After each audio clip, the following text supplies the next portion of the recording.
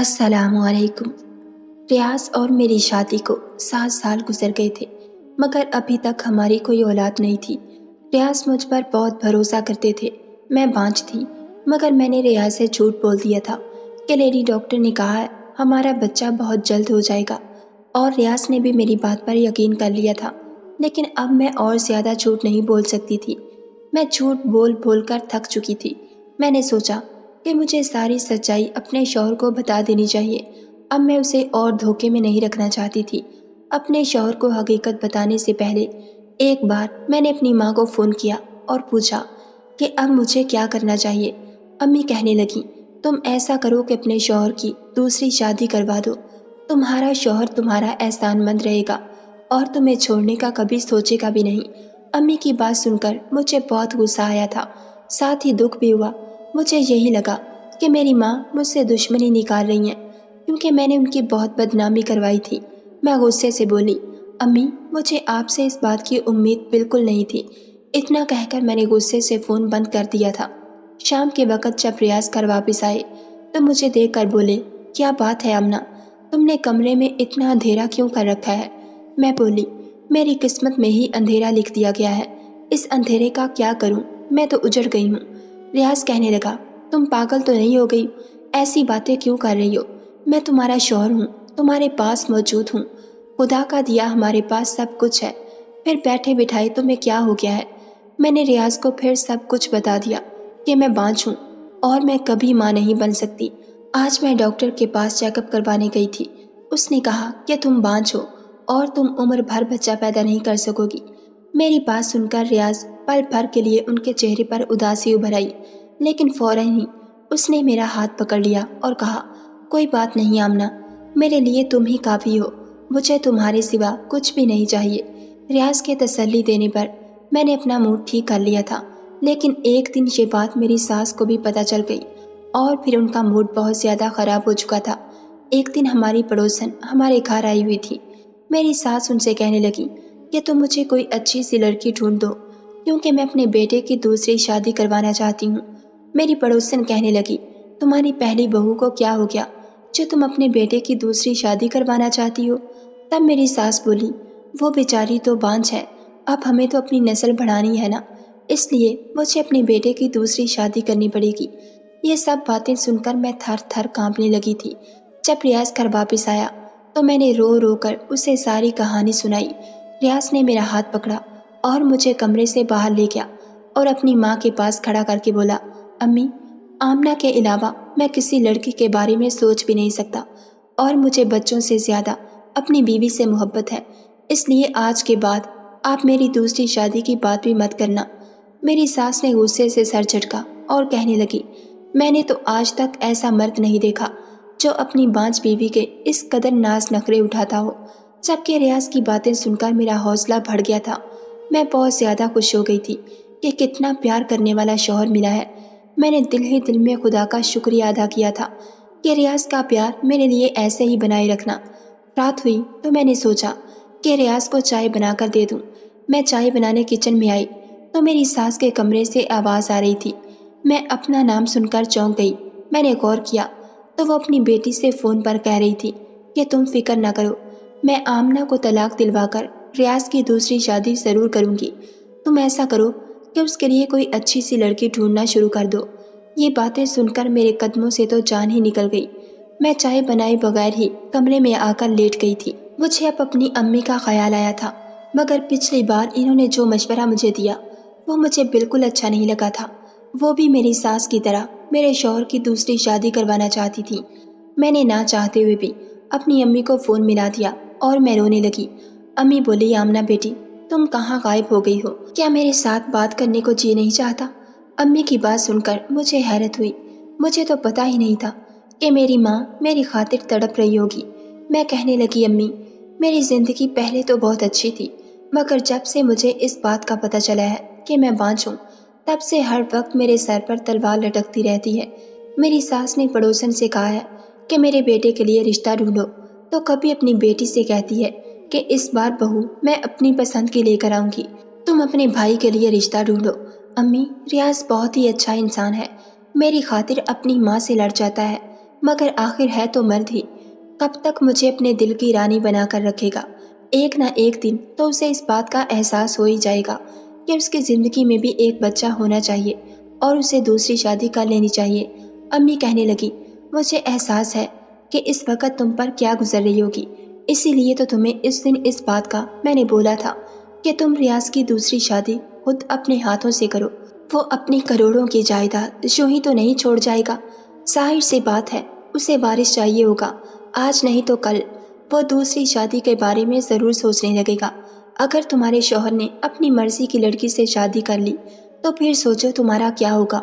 میری مانو تو کسی غریب گھر کی لڑکی سے اس کی شادی کروا دو، وہ تم سے دب کر رہے گی اور تمہاری احسان مند بھی رہے گی اور کبھی بھی تمہاری جگہ حاصل کرنے کی کوشش نہیں کرے گی، بچے پیدا کرے گی تو تم بھی برابر کی ماں کہلانے کی حقدار ہوگی۔ امی کی باتیں سن کر مجھے لگا تھا کہ وہ بالکل ٹھیک کہہ رہی ہیں۔ میں بولی، امی آپ کی نظر میں کوئی ایسی لڑکی ہو تو مجھے ضرور بتانا۔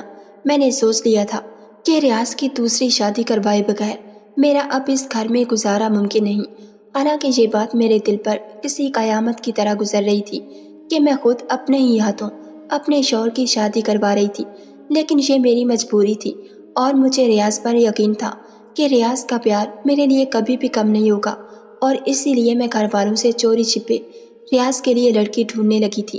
میں گاؤں کی رہنے والی تھی، گاؤں کے چودھری اور سرپنچ کی اکلوتی بیٹی تھی۔ میرے ماں باپ اور بھائی مجھ پر جان چھڑکتے تھے۔ میری زندگی بہت ہی خوبصورت تھی، مگر مجھے صرف ایک ہی چیز کی کمی تھی، اور وہ یہ تھی کہ میرا رشتہ میرے ماں باپ نے بچپن میں ہی طے کر رکھا تھا، اور جس لڑکے سے میرا رشتہ طے تھا اس کا نام راشد تھا۔ اس نے آج تک اسکول کی شکل تک نہیں دیکھی تھی۔ جب کہ میں نے انٹر کیا ہوا تھا، ہمارے گاؤں میں لڑکی اگر انٹر پاس کر لے تو اسے بہت بڑی بات مانی جاتی تھی، اور پھر راشد بہت ہی عجیب قسم کا انسان تھا۔ تعلیم تو میرے بھائیوں نے بھی حاصل نہیں کی تھی، مگر وہ پھر بھی سلجھے ہوئے تھے، بات کرنے کا ڈھنگ انہیں آتا تھا۔ امی نے میرے بھائیوں کی پرورش بہت ہی اچھے طریقے سے کی تھی، لیکن راشد کو تو اچھے برے کی تمیز تک نہیں سکھائی گئی تھی۔ گاؤں کی ہر دوسری لڑکی کے ساتھ اس کا چکر چلتا تھا۔ اس کی انہی حرکتوں کی وجہ سے مجھے اس سے بہت ہی نفرت ہو گئی تھی۔ راشد کی ایک بات جو مجھے بہت ہی بری لگتی تھی کہ وہ گاؤں کی ہر دوسری لڑکی سے چکر چلانے کے باوجود مجھ سے محبت کا دعویٰ کرتا تھا۔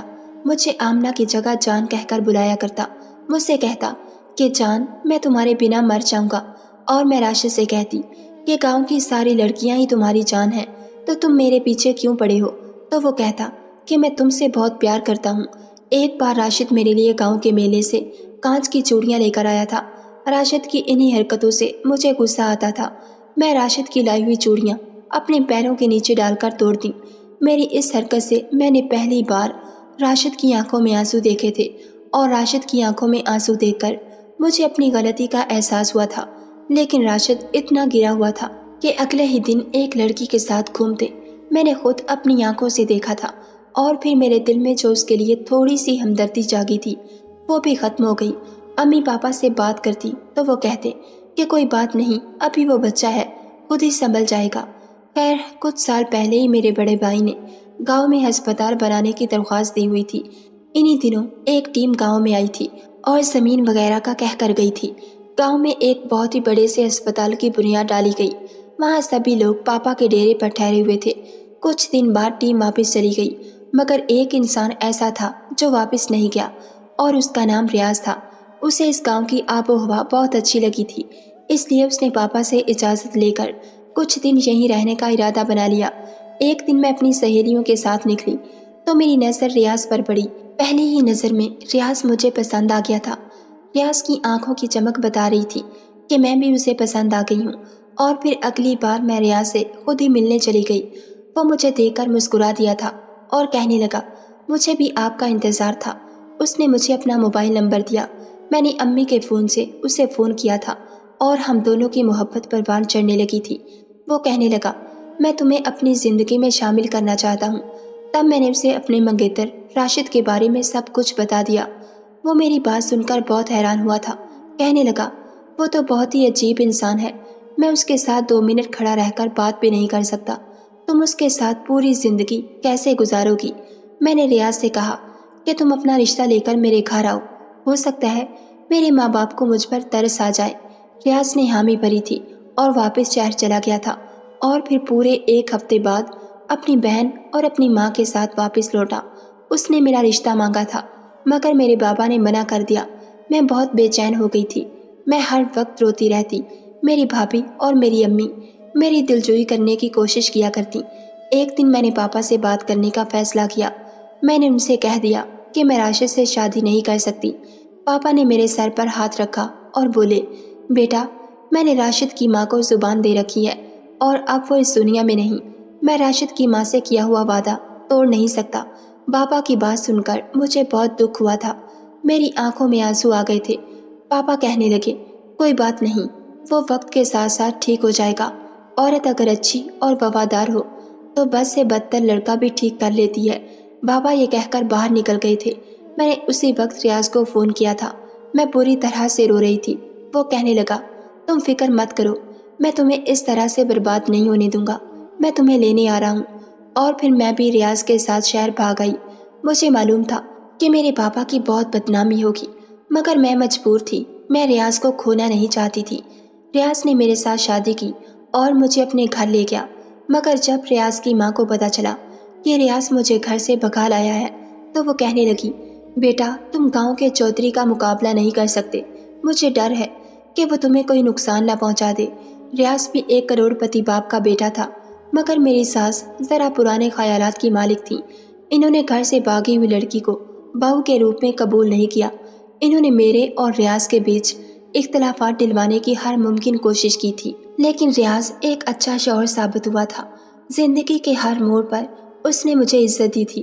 یہ بھی خدا کا شکر تھا کہ میرے پاپا اور بھائیوں نے میرا پیچھا نہیں کیا تھا، نہیں تو میری زندگی جہنم بن جاتی۔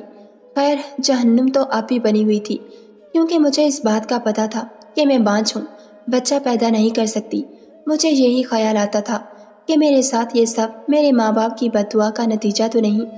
میں اب اپنے شوہر کی دوسری شادی کروانے کی سوچ لی تھی۔ میں اپنی ساس کی ضد کے آگے اپنی زندگی تباہ ہونے نہیں دینا چاہتی تھی، اسی لیے میں نے اپنی ساس سے چوری چھپے محلے کی ایک عورت کو کچھ پیسوں کے بدلے اپنے ساتھ ملا لیا تھا۔ میں نے اس سے کہا تھا کہ تم مجھے کسی مجبور غریب لاچار سی لڑکی کا رشتہ لا کر دو، اور اس بات کا کسی کو پتہ نہیں چلنا چاہیے۔ اس عورت نے مجھے اپنے گھر پر بلایا تھا۔ اس نے میرے سامنے ایک لڑکی کی تصویر رکھی تھی۔ میں تو اس کی خوبصورتی دیکھ کر ہی دنگ رہ گئی تھی، کیونکہ وہ میری بہت پرانی سہیلی تھی اسکول کے دور کی۔ رشتہ کروانے والی وہ عورت کہنے لگی، یہ لڑکی یتیم ہے اور اپنی چچا کے ساتھ رہتی ہے، اس کی چاچی چاہتی ہے کہ جلد سے جلد اپنے گھر کی ہو جائے۔ میں تو لڑکی کی تصویر دیکھ کر بولی، آنٹی، میں کبھی اپنے شوہر کی شادی اس لڑکی سے نہیں کروں گی، اس کا حسن تو دیکھو، میرا شوہر تو اس کے عشق میں پاگل ہی ہو جائے گا۔ وہ عورت کہنے لگی، بیٹا، یہ رشتہ بہت ہی اچھا ہے، اسے ہاتھ سے مت جانے دو، یہ بہت ہی سیدھی سادی سی لڑکی ہے، تمہارے سامنے دب کر رہے گی۔ میرا جی تو نہیں مان رہا تھا، مگر میں نے اس آبدہ نام کی لڑکی کا رشتہ قبول کر ہی لیا۔ میں تصویر لے کر گھر پہنچی تو بڑا عجیب سا منظر دیکھنے کو ملا۔ میرا شوہر صوفے پر بیٹھا ہوا تھا، جبکہ میری ساس اور نند اس کے سامنے بیٹھی ہوئی تھی۔ میری نند بولی، بھائی، آپ ایک بانجھ لڑکی کے ساتھ زندگی کیوں گزارنا چاہتے ہیں؟ میں نے اور امی نے تمہارے لیے ایک بہت ہی اچھی لڑکی دیکھی ہے، تم اسے شادی کر لو۔ جس پر ریاض بولا، آپ دونوں اب بس بھی کرو، میں نے پسند کی شادی کر کے کوئی اتنا بڑا جرم نہیں کر لیا کہ آپ مجھے ہر وقت تانے دیتے رہتے ہیں۔ میں نے آپ سے کہہ دیا ہے کہ آمنہ کے علاوہ میں کسی کو قبول نہیں کروں گا، وہ میری بیوی ہے اور مرتے دم تک وہی میری بیوی رہے گی۔ جہاں ساس اور نند کی باتوں نے میرا دل چھلنی کر دیا تھا، وہیں ریاض کی باتیں سن کر مجھے بہت ہمت ملی تھی۔ میں ان سے کچھ بولے بنا ہی کمرے میں چلی گئی۔ تھوڑی دیر بعد ریاض بھی میرے پیچھے ہی آ گیا تھا۔ وہ کہنے لگا، تم امی کی باتوں کو دل پر مت لینا۔ میں بولی، آپ دوسری شادی کر لیں ریاض۔ ریاض میری بات پر حیران ہو گیا تھا۔ وہ کہنے لگا، میں ایسا ہرگز نہیں کر سکتا۔ میں نے کہا، میں آپ کو دوسری شادی کی اجازت دے رہی ہوں، مگر آپ میری پسند کی لڑکی سے ہی شادی کریں گے، اپنی ماں کی پسند کی لڑکی سے نہیں۔ ریاض کہنے لگا، تمہارے علاوہ میں کسی کو قبول نہیں کر سکتا، پھر وہ چاہے تمہاری پسند کی ہو یا پھر امی کی پسند کی، اس سے کوئی فرق نہیں پڑتا۔ میں بولی، مجھے بچے کی خواہش ہے، آپ کی شادی ہو جائے گی تو ہمارے گھر بھی بچے ہوں گے، میری ترسی ہوئی ممتا کو سکون مل جائے گا۔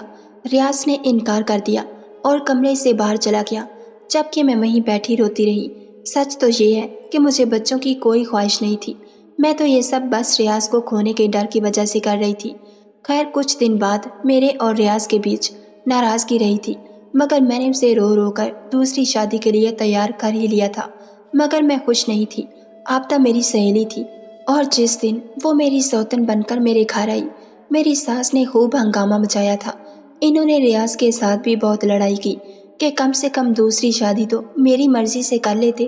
ساس کو یوں جلتا ہوا دیکھ کر ویسے تو مجھے سکون مل جانا چاہیے تھا، مگر میں نے وہ پوری رات انگاروں پر گزاری تھی۔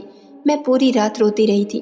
یہ خیال میری روح کو چھلنی کرنے کے لیے کافی تھا کہ جس انسان کی آنکھوں میں صرف میرے لیے محبت ہوا کرتی تھی، آج وہ کسی اور کو دیکھ کر مسکرا رہا ہوگا۔ جس انسان کی باہوں میں اب تک میں سوتی آ رہی تھی، آج اس کی باہوں میں کوئی اور سو رہی ہوگی۔ مجھے کسی پل سکون نہیں مل رہا تھا۔ پوری رات کروٹیں لیتے لیتے گزاری تھی۔ صبح ہوئی تو میں جلدی سے اپنے کمرے سے نکل آئی تھی، کیونکہ میں ریاض سے ملاقات کرنا چاہتی تھی، مگر وہ تو دن کے 12 بج جانے پر بھی کمرے سے نہیں نکلا تھا۔ میں نے اپنی سوتن سے پوچھا تو وہ کہنے لگی، ریاض تو سو رہے ہیں۔ میں نے اس کی طرف گھور کر دیکھا اور بولی، تم نے اسے جگایا نہیں؟ تب وہ رونے لگی تھی اور بولی، ریاض نے مجھ سے کہا ہے کہ انہوں نے یہ شادی صرف آپ کی ضد کی وجہ سے کی ہے، اور اب میں کسی بھی طرح ان پر اپنا حق نہ جتاؤں، نہیں تو وہ مجھے طلاق دے کر گھر سے نکال دیں گے۔ میں آپ سے معافی مانگتی ہوں، میں انہیں جگانے کی ہمت نہیں کر سکتی۔ اگر انہوں نے مجھے اپنے گھر سے نکال دیا تو میں کہاں جاؤں گی؟ میں پھر سے اپنی چاچی کے گھر جانے کا سوچ بھی نہیں سکتی۔ میری چاچی مجھ پر بہت ظلم کرتی ہیں۔ رشتے کرانے والی آنٹی نے سچ میں بہت ہی مجبور سی لڑکی مجھے ڈھونڈ کر دی تھی۔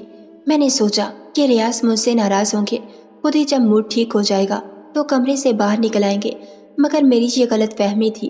ریاض کی شادی کو آج تیسرا دن تھا، مگر وہ ابھی تک کمرے سے باہر نہیں نکلا تھا۔ مجھے اب عجیب سے خیال ستانے لگے تھے، اس لیے جب ایک دن آفتہ کچن میں بزی تھی تو میں اس کے کمرے میں چلی گئی۔ ریاض اپنے موبائل پر بزی تھا۔ قدموں کی آواز سن کر بولا، آ گئی میری پیاری آفتہ۔ یہ لفظ ہتھوڑے کی طرح میرے سر پر آ کر لگے تھے۔ میں واپس انہی قدموں سے لوٹ آئی تھی۔ کیا صرف 3 ہی دنوں میں آفتہ نے ریاض کو اپنا بنا لیا تھا؟ میری آنکھوں سے آنسو بہنے لگے تھے، میرا دل بہت ہی تڑپ رہا تھا۔ میں اپنی ساس کے کمرے کی طرف بڑھی تھی، تب پتہ چلا کہ میری تو نند بھی آئی ہوئی تھی۔ میری ساس اپنی بیٹی سے کہہ رہی تھی، دیکھا تمہاری ماں کتنی سیانی ہے، میں نے ایک ہی چال چلی ہے کہ سانپ بھی مر گیا اور لاٹھی بھی نہیں ٹوٹی۔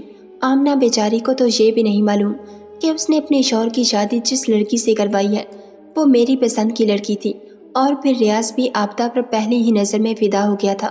یہ سب تو اس لالچی عورت کی وجہ سے ہوا جس نے آمنہ کو بے وقوف بنایا تھا۔ یہ سب سن کر میرا دل پھٹنے لگا تھا۔ میری ساس آگے بولی، میں نے آمنہ کو کھانے میں بچہ نہ ہونے والی اتنی گولیاں کھلائی ہیں کہ اب وہ سچ میں بانجھ بن چکی ہے۔ یہ لفظ پتھر بن کر میرے جسم پر برس رہے تھے۔ میں جلدی سے اپنے شوہر کے کمرے کی طرف گئی تھی تاکہ اسے بتا سکوں کہ آپ کی ماں اور بہن کی باتیں سنیں، انہوں نے مجھ پر کتنا ظلم کیا ہے۔ جب میں ریاض کے کمرے کی طرف گئی تو وہ آفتہ سے کہہ رہا تھا، میں نے جذبات میں آ کر بہت ہی غلط فیصلہ کر لیا تھا۔ جب میں آمنہ کو بھگا کر لایا تھا تو شادی کے کچھ ہی وقت بعد مجھے اپنی غلطی کا احساس ہو گیا تھا، مگر تب تک بہت دیر ہو چکی تھی۔ آمنہ کے بھائیوں کو پتہ چل چکا تھا کہ وہ میرے ساتھ آئی ہے، اسی لیے وہ مجھے فون کر کے دھمکاتے رہتے، ہماری بہن گھر سے بھاگی ضرور ہے مگر اب بھی وہ اکیلی نہیں، اگر تم نے ہماری بہن کا خیال نہیں رکھا تو تمہارا انجام برا ہوگا۔ میں وہاں رہ کر آیا تھا، مجھے پتہ ہے کہ وہاں لوگ کتنے خطرناک ہیں، اس لیے میں اسے چھوڑنے کا سوچ بھی نہیں سکتا۔ اب امی نے محلے کی ایک عورت کے ساتھ مل کر میری بیوی کو پاگل بنایا اور اسی کے ہاتھوں میری شادی تمہارے ساتھ کروا دی، اور میری جان تم بھی مجھے پہلے ہی نظر میں بھا گئی ہو، زندگی بھر اب تم میرے ساتھ رہو گی۔ ہائے، میں یہ کیا سن رہی تھی؟ یہ وہی ریاض تھا جس کی وجہ سے میں نے خود کی زندگی داؤ پر لگا دی۔ میں دبے قدموں کے ساتھ ریاض کے کمرے میں چلی گئی تھی۔ وہ مجھے اپنے سامنے دیکھ کر حیران ہو گیا تھا۔ اسے شاید امید نہیں تھی کہ میں اس کا راز اتنی جلدی جان لوں گی۔ میں بولی، ریاض اگر چھوڑنا ہی تھا تو یوں ہی چھوڑ دیتے، مجھے بانجھ بنانا ضروری تھا کیا؟ کسی انسان سے خدا کی دی ہوئی سوغات چھین لینا اس کا خون کر دینے کے برابر ہوتا ہے۔ تم سب نے مل کر مجھے بے موت مار دیا ہے۔ اتنا کہہ کر میں اس کے کمرے سے نکل آئی تھی۔ وہ میرے پیچھے آیا تھا۔ कमरे का दरवाज़ा खटखटाता रहा, मगर मैंने दरवाज़ा नहीं खोला। फिर उसी रात मैं रियाज के घर से और उसकी ज़िंदगी से हमेशा के लिए निकल आई थी। मैं अब एक यतीम खाने में रहती हूँ। मैंने रियाज से अभी तक तलाक नहीं ली, क्योंकि अब मुझे किसी भी मर्द पर यकीन नहीं था। तो फिर तलाक लेने का क्या फ़ायदा। मैं अम्मी से फ़ोन पर बात कर लिया करती हूँ, वो मुझसे मिलने भी आती हैं, वो मुझे घर ले जाना चाहती हैं, मगर मुझ में इतनी हिम्मत नहीं कि मैं अपने भाइयों और अपने बाप का सामना कर सकूं। एक दिन अपनी किस्मत पर बैठी आंसू बहा रही थी, तभी बाहर बैठा गार्ड मेरे पास आया था। उसके हाथ में एक लिफाफा था। मुझे देते हुए कहने लगा, मैडम जी, ये लिफाफा एक आदमी आपके लिए देकर गया है। इस लिफाफे पर नज़र पड़ते ही मुझे पहला ख्याल रियाज का आया था, और इस ख्याल के साथ ही बेतहाशा नफरत मेरे दिल में आ गई। अब तो मुझे रियाज के नाम से ही नफरत हो गई थी। खुद पर हंसी आती थी कि कभी मैंने रियाज को दिलो जान से चाहा था। जी चाहा कि वो लिफाफा उठाकर अभी बाहर फेंक दूं, और अपने इस ख्याल को पूरा करने के लिए मैं आगे बढ़ी ही थी। लेकिन फिर मैंने सोचा, रियाज मेरे लिए इतना कब से मेहरबान हो सकता है कि वो मुझे कोई गिफ्ट भेजे। वो तो अपनी आपदा में खोया हुआ है, और जो कुछ उसने और उसकी माँ ने मेरे साथ किया, इसके बाद तो मैं रियाज से किसी बात की उम्मीद ही नहीं कर सकती थी। कुछ सोचकर मैंने वो लिफाफा इस कार से ले लिया, और अंदर कमरे में बैठकर जब लिफाफा खोला तो मेरी सांस ऊपर की ऊपर और नीचे की नीचे रह गई थी, क्योंकि इसमें वही रंग बिरंगी कांच की चूड़ियाँ थीं जो कभी मुझे राशिद ने दी थीं। इन चूड़ियों को देखते ही राशिद का चेहरा मेरी आंखों के सामने घूम गया। हो ना हो, ये चूड़ियाँ मुझे राशिद ने भेजी थीं। मैं फौरन दरवाजे की तरफ भागी थी और गार्ड से पूछा, ये चूड़ियाँ तुम्हें किसने दी? तो उसने बताया कि जिस आदमी ने ये चूड़ियाँ दी थीं वो कब का जा चुका है।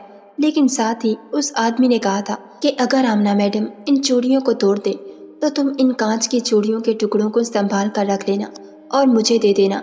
ये टूटी हुई कांच की चूड़ियों के टुकड़े मेरी पूरी जिंदगी की जमा पूंजी हैं। मेरी आंखों से बेतहाशा आंसू बह रहे थे। लोफर और लापरवाह राशिद का चेहरा मेरी आंखों के सामने घूमने लगा था। क्या राशिद को मैं अब भी याद थी? क्या राशिद अब भी मुझसे मोहब्बत करता है?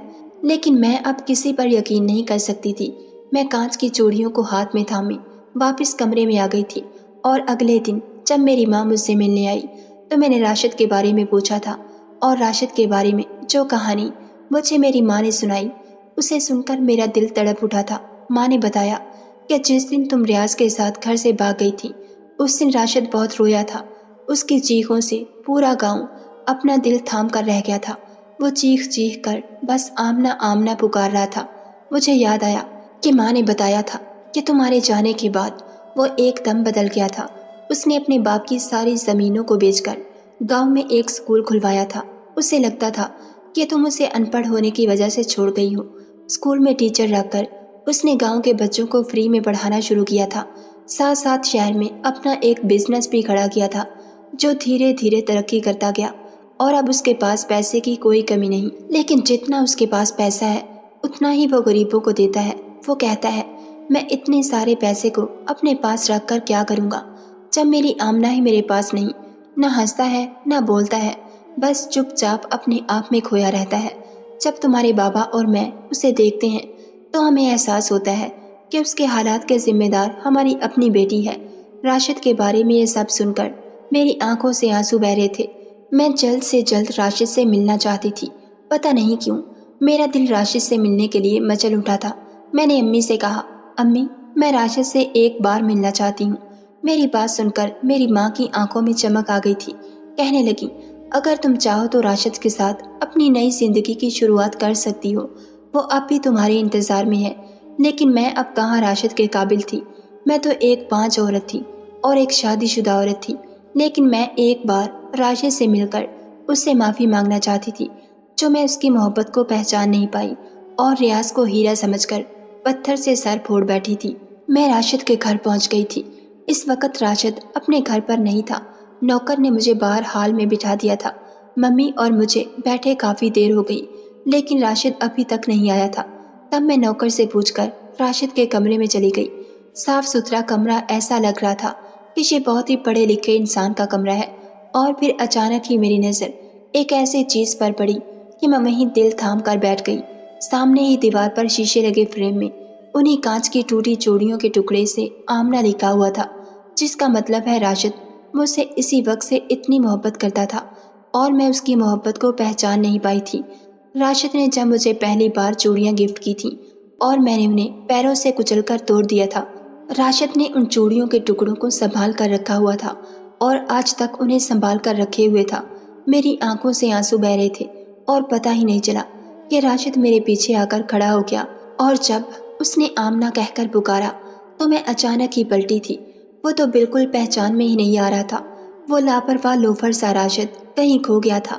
میرے سامنے ایک ہینڈسم سا لڑکا کھڑا تھا جسے دیکھ کر کوئی یہ نہیں کہہ سکتا تھا کہ وہ ان پڑھ ہے۔ میں روتی ہوئی اچانک ہی راشد کے سینے سے جا لگی تھی۔ میں نے ساری حدیں توڑ دی تھی۔ میں یہ بھول گئی تھی کہ میں شادی شدہ ہوں اور راشد سے میرا کوئی تعلق نہیں۔ راشد بہت دیر تک یوں ہی کھڑا رہا اور میں راشد کے سینے سے لگ رہی۔ میرے منہ سے بس یہی لفظ نکل رہے تھے، راشد مجھے معاف کر دو، میں نے تمہارا دل دکھایا ہے، شاید اسی لیے خدا نے مجھے اتنی بڑی سزا دی۔ بہت دیر بعد راشد نے میرے سر پر ہاتھ رکھا تھا۔ اس نے کہا، میں نے تمہیں کبھی قصوروار ٹھہرایا ہی نہیں، غلطی تو میری ہی تھی جو میں تمہاری امیدوں پر پورا نہیں اترا۔ میں آنسو پونچھتی ہوئی راشد کے سینے سے الگ ہوئی۔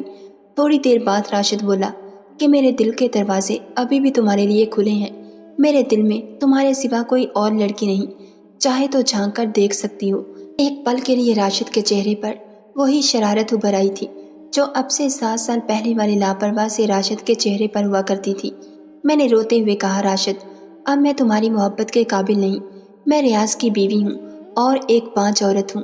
اس نے کہا تھا کہ آمنہ تم میرے لیے اب بھی وہی 7 سال پہلے والی آمنہ ہو جس سے میں بے تحاشا محبت کرتا تھا اور آج بھی اتنی ہی محبت کرتا ہوں۔ مجھے کوئی فرق نہیں پڑتا کہ تم شادی شدہ ہو اور بانجھ ہو، لیکن میں اتنی خود غرض نہیں ہو سکتی تھی کہ راشد کی زندگی میں روشنی بننے کی بجائے اس کی زندگی میں اندھیرا بھر دیتی۔ میں اسے بچوں کی خوشی نہیں دے سکتی تھی اور ریاض نے مجھے جو زخم دیا تھا وہ ابھی تازہ تھا۔ پتہ نہیں کیوں میرا دل اب کسی مرد پر یقین نہیں کر رہا تھا۔ مرد مرد ہی ہوتا ہے، کہیں ایسا نہ ہو راشد کو بھی کل بچوں کی چاہت ہونے لگے اور وہ مجھ سے نظریں چرا لے۔ میں روتے ہوئی باہر بھاگ آئی تھی اور اپنی ممی کا ہاتھ پکڑ کر اپنے گھر واپس آ گئی۔ میرے پاپا اور میرے بھائیوں نے بھی میری حالت کو دیکھتے ہوئے مجھے معاف کر دیا تھا۔ اگلے دن پھر راشد میرے پاس آیا تھا۔ اس نے اداسی بھرے لفظوں میں کہا تھا کہ مجھے نہیں پتا تھا کہ میری محبت اتنی کھوکھلی ہے کہ خدا نے مجھے دوسری بار موقع دیا اور تب بھی تم نے میری محبت کو ٹھکرا دیا۔ اگر آج تم نے میری محبت کو نہیں اپنایا تو میں ہمیشہ ہمیشہ کے لیے تمہاری زندگی سے چلا جاؤں گا، کبھی لوٹ کر تمہارے پاس نہیں آؤں گا۔ میں یہ کانچ کی چوڑیاں تمہارے لیے لے کر آیا ہوں، اگر تمہیں میری محبت قبول ہے تو تم انہیں پہن کر باہر آ جانا، نہیں تو انہیں توڑ کر ان کے ٹکڑے میرے پاس لے آنا۔ یہ کہہ کر راشد وہ کانچ کی چوڑیاں میرے بیڈ پر رکھ کر چلا گیا۔ میں بہت دیر تک ان کانچ کی چوڑیوں کو دیکھتی رہی۔ خدا نے مجھے دوسرا موقع دیا تھا، ایک سچے پیار کو پانے کا موقع دیا تھا، اور اب میں اس موقع کو چھوڑنا نہیں چاہتی تھی۔ میں نے وہ کانچ کی چوڑیاں اٹھائیں اور اپنے ہاتھوں میں پہن لی تھیں۔ جب میں باہر نکل کر آئی تو راشد ممی کے ساتھ باتوں میں بزی تھا۔ میں نے اپنے ہاتھ پیچھے کر رکھے تھے۔ مجھے باہر آتے دیکھ کر راشد کے چہرے کا رنگ بدل گیا تھا۔ وہ یہی سوچ رہا تھا کہ میں چوڑیوں کے ٹکڑے لے کر آئی ہوں، اور جب میں نے اس کے سامنے آ کر اپنے ہاتھ سامنے کیے تھے تو وہ خوشی سے اچھل پڑا تھا۔ اس نے ممی کا لحاظ کیے بنا ہی میرے ہاتھوں کو چوم لیا تھا۔ ممی نے کھانس کر اپنی موجودگی کا احساس دلایا تھا تو اس نے جلدی سے میرے ہاتھ چھوڑ دیے تھے۔ میں ہنستی ہوئی اپنے کمرے میں بھاگ گئی تھی۔ میری طرف سے ہاں ہوتے ہی شادی کی تیاری شروع ہو گئی تھی۔ ادھر میرے بھائیوں اور باپ نے ریاض سے طلاق لینے کے لیے کورٹ میں عرضی دے رکھی تھی۔ 1 ہفتے میں ہی میرا اور ریاض کا طلاق ہو گیا تھا اور میری شادی میری عدت پوری ہونے کے بعد راشد سے ہو گئی۔ میرے ماں باپ نے میری شادی بہت ہی دھوم دھام سے کی تھی۔ ایسا لگ رہا تھا کہ یہ شادی میری پہلی شادی ہے۔ شادی کی خوشی کیا ہوتی ہے وہ مجھے اب محسوس ہو رہی تھی۔ اس سے پہلے تو میں نے ریاض کے ساتھ بس کورٹ میرج کی تھی۔ سہاگ کی سیج پر بیٹھی میں راشد کا انتظار کر رہی تھی۔ میرے دل میں کہیں بھی ریاض کی پرچھائی نہیں تھی، بس راشد کے نام سے ہی دل دھڑک رہا تھا۔ اور جب راشد کمرے میں آیا تھا تو میں اور بھی سمٹ کر بیٹھ گئی تھی، اور جب راشد نے مجھے باہوں میں بھرتے ہوئے میرے کان کے پاس اپنا منہ لے جا کر بدہوش لہجے میں کہا، تم صرف میری ہو، میں نے شرما کر اپنا سر راشد کے سینے میں چھپا لیا تھا۔ راشد نے بھی کس کر مجھے اپنی باہوں میں بھر لیا تھا راشد کے ساتھ زندگی اتنی حسین ہو جائے گی کبھی سوچا نہیں تھا۔ راشد کی محبت کے سائے میں 1 سال گزر چکا تھا۔ میں راشد کو اپنی اور ریاض کی ساری کہانی سنا دی تھی۔ راشد نے میرا علاج کروانا شروع کر دیا اور ڈاکٹر نے امید دلائی تھی علاج کے بعد میں ماں بن سکتی ہوں۔ اور ایک دن مارکیٹ میں شاپنگ کرتے ہوئے میری ملاقات ریاض سے ہوئی تھی، لیکن ریاض کے چہرے پر ذرا بھی رونق نہیں تھی۔ مجھے دیکھتے ہی وہ میرے پاس آیا تھا، مجھ سے ہاتھ جوڑ کر معافی مانگی تھی۔ کہنے لگا، آمنہ، میں نے اور میری ماں نے تمہارے ساتھ جو کیا اس کی سزا خدا نے مجھے دے دی ہے۔ میری ماں پیرالائز ہو گئی ہے اور وہ بستر پر پڑی رہتی ہے۔ میری ماں کو پوتا کھلانے کی بہت جلدی تھی، اور جب شادی کے 1 سال بعد بھی آبدہ حاملہ نہیں ہوئی تو میں نے اور آبدہ نے اپنے ٹیسٹ کروائے، جس میں آبدہ کی رپورٹ نارمل تھی، لیکن میری رپورٹ میں آیا کہ میں کبھی باپ نہیں بن سکتا۔ اب آبدہ دن رات مجھے بانجھ ہونے کے تانے دیتی ہے۔ آمنہ، مجھے تمہاری محبت بہت یاد آتی ہے، لیکن اب میں کچھ نہیں کر سکتا۔ تم میری زندگی سے جا چکی ہو، لیکن بس ایک کام کر سکتا ہوں کہ تم سے ہاتھ جوڑ کر معافی مانگ سکتا ہوں۔ اگر تم معاف کر سکتی ہو تو پلیز ضرور کر دینا۔ ہو سکتا ہے تمہارے معاف کرنے سے میری زندگی میں آئے ہوئے دکھ تھوڑے سے کم ہو جائیں۔ میں نے کس کر راشد کا ہاتھ پکڑا اور راشد کی طرف دیکھتے ہوئے ریاض سے کہا تھا کہ ریاض، میں نے تمہیں معاف کر دیا۔ جب خدا نے تمہیں تمہارے کیے کی سزا دے دی ہے تو پھر بھلا میں کون ہوتی ہوں تمہیں سزا دینے والی؟ اور اتنا کہہ کر میں آگے بڑھ گئی تھی۔ ریاض ہارے ہوئے جواری کی طرح مجھے دیکھتا رہا تھا اور میں راشد کا ہاتھ تھامے آگے بڑھتی جا رہی تھی، جہاں آگے زندگی میں میرے لیے خوشیاں ہی خوشیاں تھیں۔ ناظرین، اگر آپ کو ہماری ویڈیو پسند آئی ہے تو لائک اور شیئر ضرور کیجیے، اور ایسی مزید ویڈیوز دیکھنے کے لیے ہمارے چینل کو سبسکرائب کر لیجیے۔